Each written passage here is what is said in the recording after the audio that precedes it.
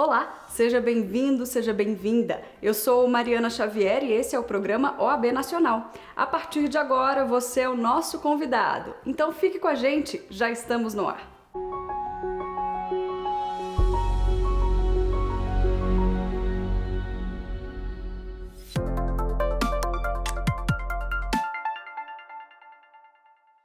O presidente da OAB Nacional, Beto Simonetti, representou a advocacia em mais uma edição do Fórum Jurídico de Lisboa, em Portugal, que chega à sua 10ª edição. Confira.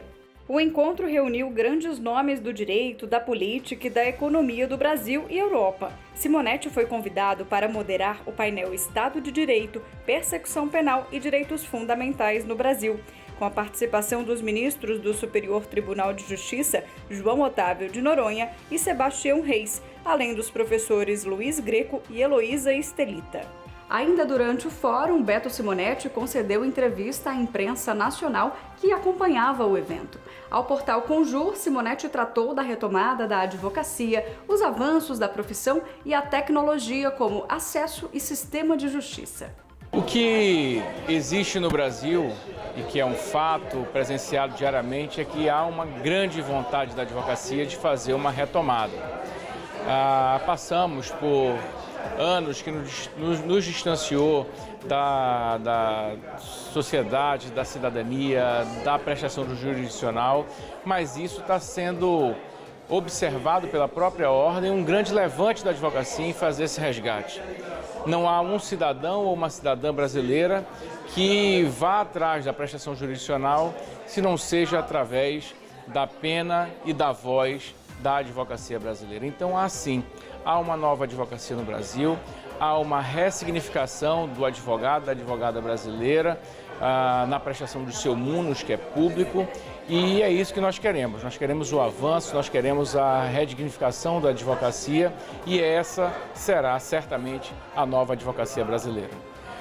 É fato que esse grande avanço compulsório de tecnologia, não só na advocacia, mas em todo o sistema de justiça, ele trouxe avanços que hoje são necessários e a ordem tem estado também presente para levar a advocacia e inserir a advocacia nas novas modalidades de acesso à justiça. É claro que a tecnologia ela tem uma dinâmica muito mais acelerada, mas nós estamos fazendo frente a esse avanço e fazendo com que a advocacia brasileira siga essa vanguarda.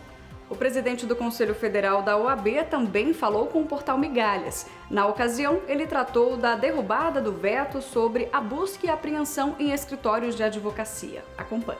Tivemos inúmeras vitórias no plano legislativo, com o avanço do nosso Instituto, onde está ampliado o direito de defesa, a proteção das prerrogativas da advocacia.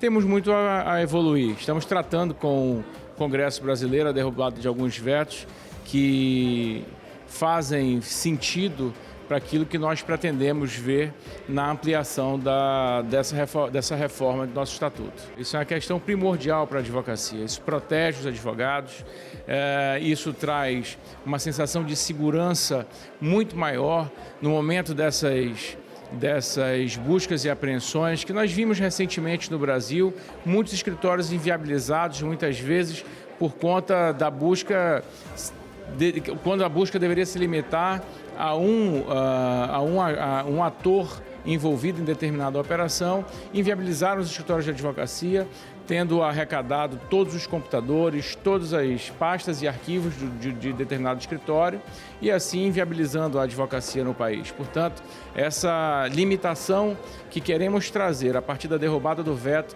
ela certamente prestigiará a segurança jurídica na advocacia. O membro honorário vitalício Marcos Vinícius Furtado Coelho também esteve no 10º Fórum Jurídico de Lisboa e participou do painel 2, que debateu a jurisdição constitucional e sistema de justiça nas democracias pluralistas. Essa é a grande tarefa das instituições da sociedade brasileira neste ano. A defesa da democracia. Temos um momento histórico, o encontro de nosso país com a sua história. garantir a realização de eleições livres este ano e garantir que a deliberação popular, a vida nas urnas, seja respeitada, de que os eleitos sejam empossados democraticamente, como assim tem sido feito em nosso país desde a redemocratização. A Ordem dos Advogados do Brasil nunca deu as costas ao país e, nesse momento histórico, à frente o presidente Beto Simonetti não se furtará. Recentemente, a OAB fez um convênio com o Tribunal Superior Eleitoral, agora em junho, para que a OAB, junto com o TSE, possamos desenvolver o movimento de combate à desinformação, às fake news e também de dar maior transparência ao processo de desenvolvimento dos sistemas de votação eletrônica e de apuração eletrônica, para que não haja qualquer tipo de senão acerca de nosso processo eleitoral. Naquela ideia de que o processo, sabemos, é isento, de que o voto conferido nas urnas é o voto apurado, mas a OAB está à disposição do TSE, e assim o fez neste convênio firmado com o Tribunal, para, participando do processo, dar mais tranquilidade à população como entidade da sociedade civil, e o presidente Simonetti está à frente deste processo. O Conselho Federal da OAB participou do ato de solidariedade à Procuradora-Geral da cidade de Registro, em São Paulo, Gabriela Samadelo Monteiro de Barros, agredida brutalmente por um colega de trabalho. O evento foi realizado na prefeitura do município, onde as agressões foram registradas.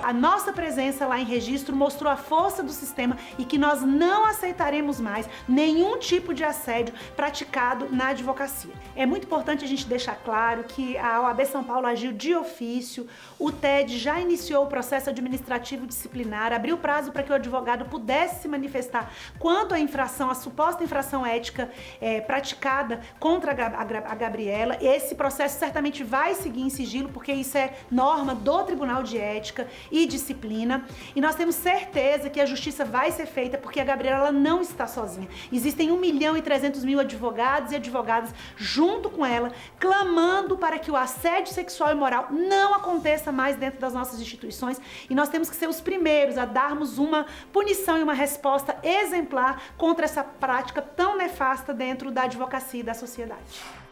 Em entrevista concedida ao site da OAB, a advogada e procuradora-geral de Registro em São Paulo, Gabriela Samadelo, destacou estar emocionada e que a OAB a acolheu desde o princípio de braços abertos. Segundo Gabriela, abre aspas, estou me sentindo honrada de fazer parte dessa classe que é a advocacia. Queria agradecer a todos que vieram aqui. A OAB deu irrestrito apoio e que esse ato foi muito gratificante. Fecha aspas. Para o presidente da Comissão Nacional de Defesa das Prerrogativas e Valorização da Advocacia, Ricardo Breyer, abre aspas, a presença do Conselho Federal solidifica a política adotada desde o primeiro momento pelo presidente Beto Simonetti, que não vamos tolerar violações graves às prerrogativas, seja advogado público ou privado. Fecha aspas. Representantes do Conselho Federal da OAB e da Seccional da Ordem em Mato Grosso participaram de audiência pública híbrida promovida pela Comissão de Infraestrutura do Senado Federal para debater o processo de concessão de trecho da BR-163 em Mato Grosso, que está sob a responsabilidade de uma concessionária. Em sua intervenção, o diretor-tesoureiro da OAB Nacional, Leonardo Campos, destacou a necessidade de mobilização de diversos setores da sociedade, visando a celeridade do processo de relicitação.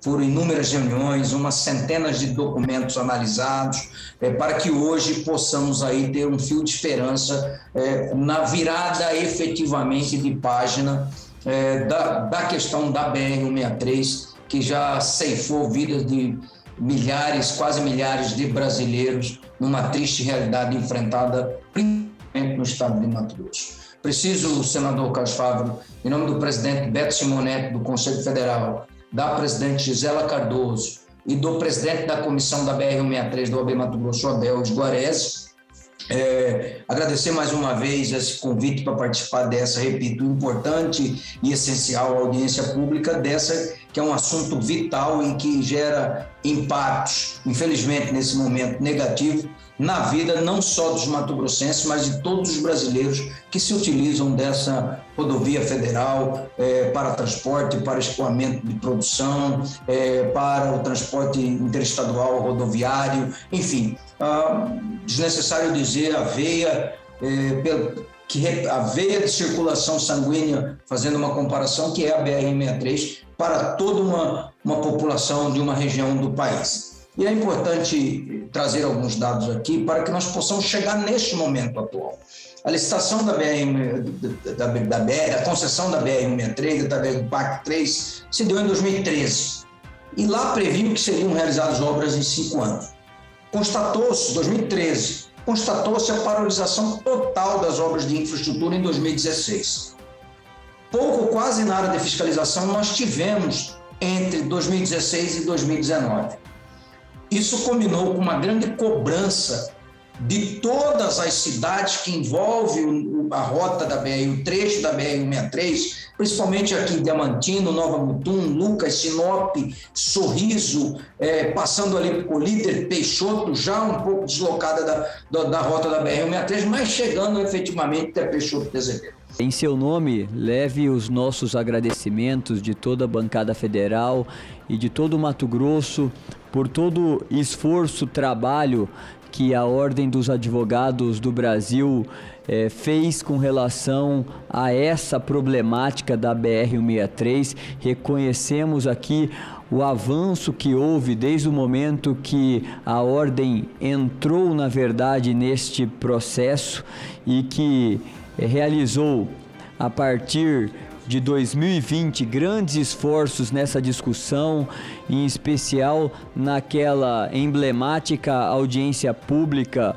realizada para a discussão dessas problemáticas, identificação das questões principais e posterior acompanhamento dos avanços necessários para que chegássemos nesse dia de hoje, já com as questões, pelo menos legais e jurídicas, bastante encaminhadas, compreendidas e com grande possibilidade de avançarmos. A Comissão de Constituição e Justiça e de Cidadania da Câmara dos Deputados aprovou o projeto de lei que permite o desconto de honorários advocatícios dos benefícios devidos pelo INSS. Agora, como a matéria teve apreciação conclusiva pelas comissões, o texto segue para apreciação do Senado Federal, caso não haja recurso. Foi aprovado também o PL 4830, que é uma luta antiga já da advocacia, mas que nessa gestão tem tido muito enfoque, muito trabalho a favor desse projeto. PL 4830 permite a separação de honorários advocatícios na via administrativa. Então, naquele caso que o advogado acompanha o segurado durante o processo no INSS, que ele possa juntar ao seu contrato, aquele contrato em que houve o acordo do percentual e dos valores a serem pagos, e daí o INSS vai fazer o depósito tanto para o segurado da parte dele, quanto para a advocacia da parte dela, garantindo mais segurança nesse momento do pagamento. Essa luta é uma luta antiga, mas que é, sim, destaque de trabalho nessa gestão. Esse projeto que eu tenho a satisfação de relatar e de trazer o meu voto nesse momento na Comissão de Constituição e Justiça, ele vai permitir com que nós tenhamos uma queda gigantesca do número de judicializações, e explico agora com um relatório que é muito sucinto, que trago a todos. A proposição em epígrafe altera o artigo 115 da Lei 8.213, de 24 de julho de 1991, que rege os planos e benefícios da Previdência Social para incluir, entre as verbas passíveis de desconto dos benefícios previdenciários devidos pelo INSS, o pagamento de honorários advocatícios na forma e condições do contrato devidamente assinado pelas partes e apresentado no processo administrativo, respeitado o limite arbitrado pela tabela de honorários da seccional da Ordem dos Advogados do Brasil e do local de prestação dos serviços. Nessa hipótese, o valor dos honorários será repassado em conta bancária designada pelo advogado. Adicionalmente, a proposição altera o parágrafo 2º, artigo 115, do mesmo diploma legal, estabelecendo a seguinte ordem decrescente de primazia dos descontos autorizados por esse artigo.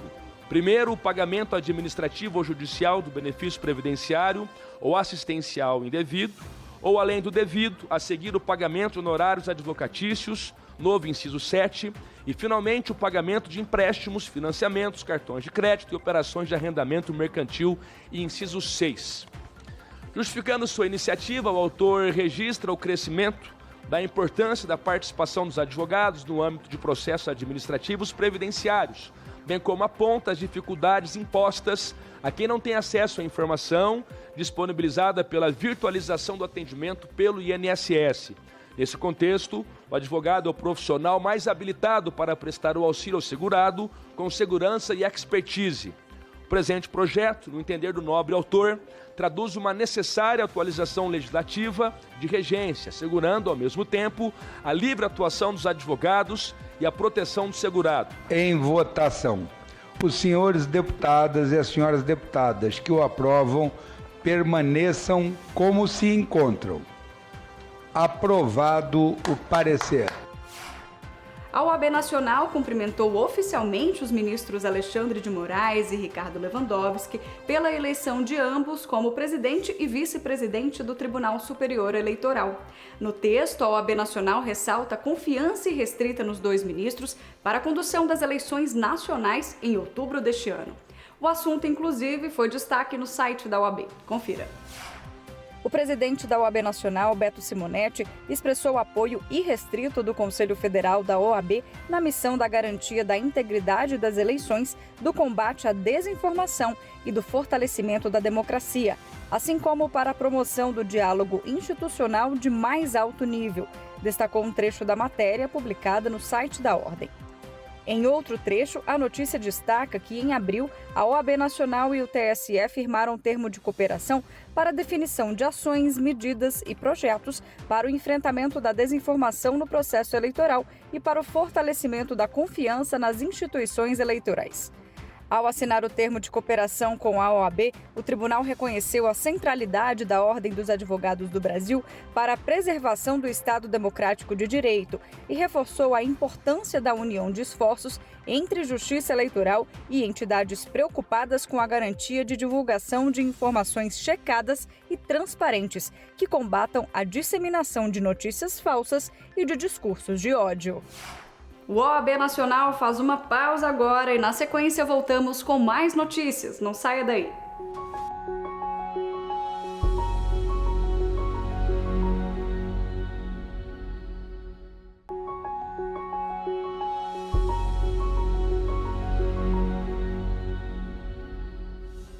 No quadro OAB Eventos de hoje, a gente destaca mais uma aula aberta da pós-graduação em Advocacia Civil, realizada pela Escola Superior de Advocacia Nacional. A temática desta vez tratou do planejamento tributário estratégico.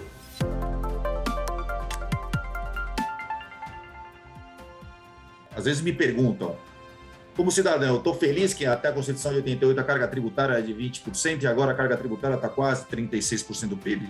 Não. De início, não. Mas a gente tem que levar em consideração que de 88 para cá, a extensão dos direitos sociais foi enorme. A gente tem hoje saúde pública, a gente tem previdência pública, que trouxeram uma série de gastos, né, para o Estado e que até então não se encontravam previstos antes da Constituição de 88. Mas, ao mesmo tempo, isso não significa uma carta em branco para que a tributação se dê de forma exacerbada, abusiva também por parte da administração. Então, esse aparente embate, que se dá muito mais no plano factual do que no plano normativo, é o debate que a gente chama de planejamento tributário. E aí, dentro dessa liberdade de auto-organização, agora indo para um lado, um terceiro ponto, né, professor Eduardo? Senão a gente ficaria aqui, eu fico batendo papo com o senhor aqui até depois de amanhã. E já indo para o lado mais pragmático, o planejamento tributário no sentido técnico, né, a gente fez uma contextualização histórica, uma contextualização agora do tema do ponto de vista acadêmico, e do ponto de vista prático, o que é essa liberdade de auto-organização? Pressupõe, primeiro, conhecimento da legislação, e não só da legislação tributária, da legislação societária e das chamadas normas contábeis, que em razão de uma norma de reenvio da legislação societária, também são normas de direito. Então, quando a gente, no direito tributário, frequentemente, o que é ativo mobilizado? Olha, eu vou ter que procurar lá no pronunciamento contábil para saber o que é ativo mobilizado. O que são produtos intermediários? Opa, primeiro eu vou lá num pronunciamento contábil, que de acordo com a lei societária 6404 e as suas sucessivas alterações, tem força normativa, ou seja, já impregnam de conteúdo a interpretação de determinadas normas jurídicas. Desde que, porque é uma brincadeira que eu faço com os meus alunos, né? Que eu saiba, a banana é o macaco que come a banana, não é a banana que come o macaco.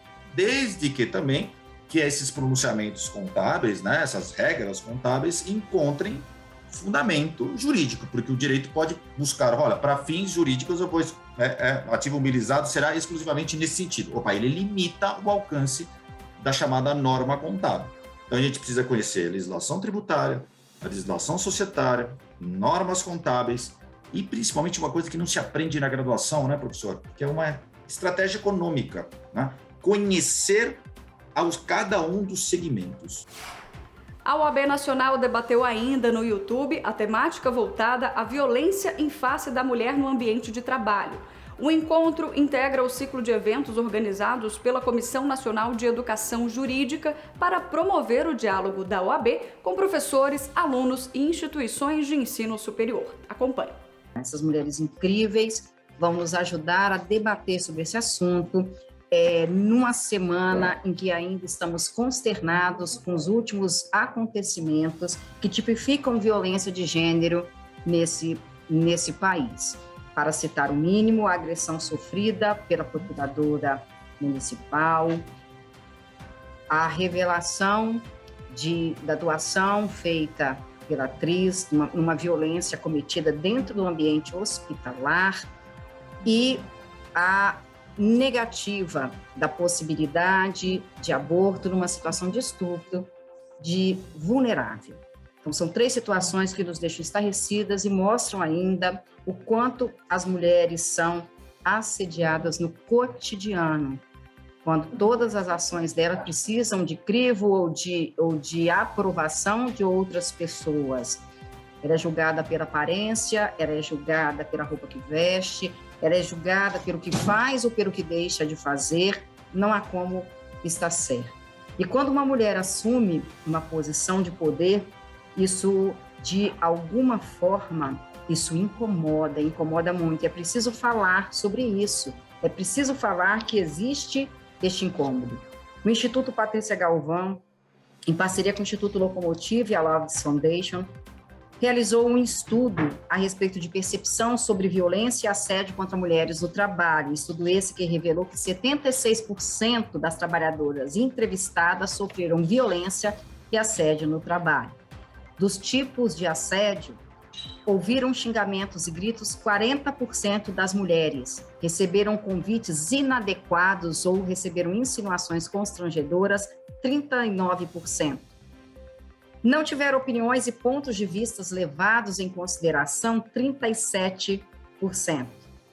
Recebiam salários menores do que pessoas do sexo oposto no mesmo cargo 34%. Para falar o mínimo, dos 28% casos relatados, somente dos 28%, o agressor sofreu algum tipo de consequência. Nós mulheres somos muito posturadas no nosso próprio corpo.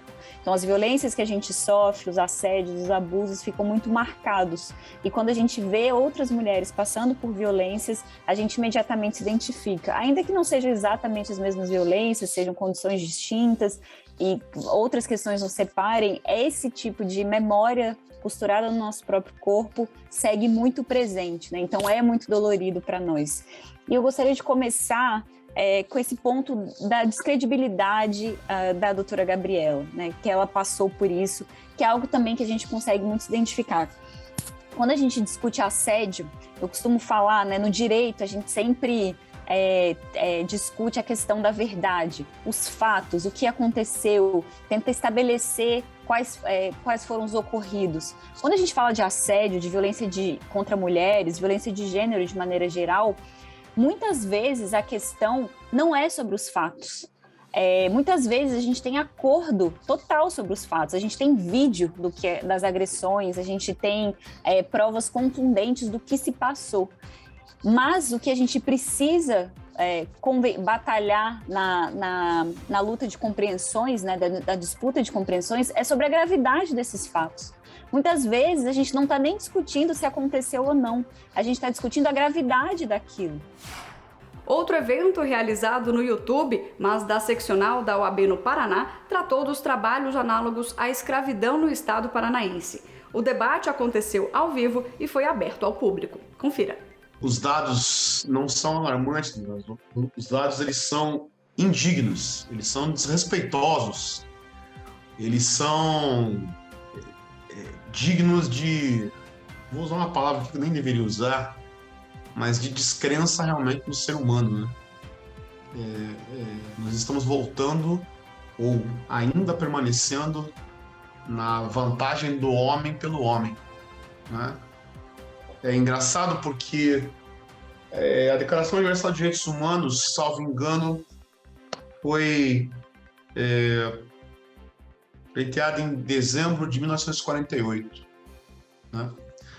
Mas a OIT, ela já vem trabalhando nessa temática através de resoluções e convenções da área do direito internacional do trabalho desde 1930.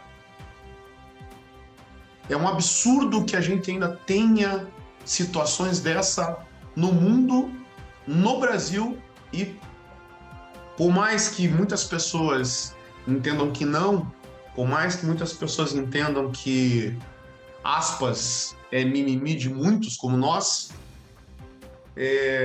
o estado do Paraná não é exemplo para nenhuma unidade de federação nessa temática. Muito pelo contrário, né? Tem aqui alguns números que corroboram com esse alarme todo que nós estamos aqui colocando nessa temática na noite de hoje, né? 27 milhões. 27 milhões são os dados divulgados pela OIT em dezembro de 2021, através da agência Reuters, Agência Internacional de Notícias.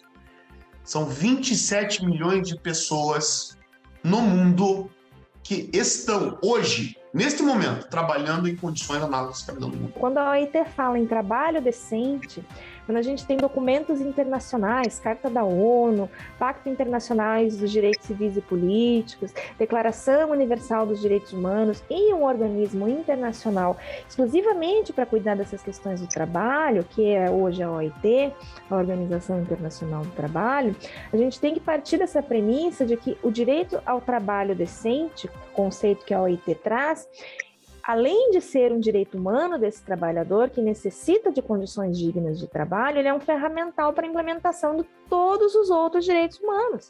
A gente não pode falar em dignidade da pessoa humana, em implementação de saúde, de educação, se o trabalhador ele não tem, então, condições dignas de trabalho, saúde no seu ambiente laboral, uma remuneração adequada. Então, essa construção dos direitos humanos, ela é conjunta e nesse sentido que eu faço aqui essa defesa inicial do nosso querido direito do trabalho, enquanto um ferramental também para a implementação de outros direitos humanos, né? Então, partindo aí dessa linha inicial, nos cabe conversar aqui um pouquinho sobre a questão do trabalho análogo à escravidão no estado do Paraná. Até que a gente chegue nesse recorte estadual, vamos dizer assim, algumas reflexões elas precisam ser feitas, né? Infelizmente, nós temos números bastante assustadores atualmente, né? Como bem pontuaram os colegas aí na introdução. E, de início, importante a gente destacar que o que nós temos hoje de conceito, que já teve uma tentativa de mudança legislativa que não emplacou, né? Ainda bem que não emplacou, né? Nós temos um conceito de trabalho análogo à escravidão que é um pouco diferente do que nós tínhamos anteriormente. Então, essa servidão por dívida se equipara à questão do trabalho análogo à escravidão, a questão da impossibilidade de sair do local, e nós temos aí outras situações que também caracterizam essa privação de liberdade do trabalhador. Este programa é mais uma produção da Ordem dos Advogados do Brasil. Aqui você fica por dentro das informações da advocacia e do judiciário, além de acompanhar entrevistas especiais, matérias exclusivas e muito mais. Não deixe de seguir também as nossas redes sociais e conferir as principais notícias no site da OAB Nacional. Eu agradeço pela sua companhia e te espero na próxima semana. Até lá!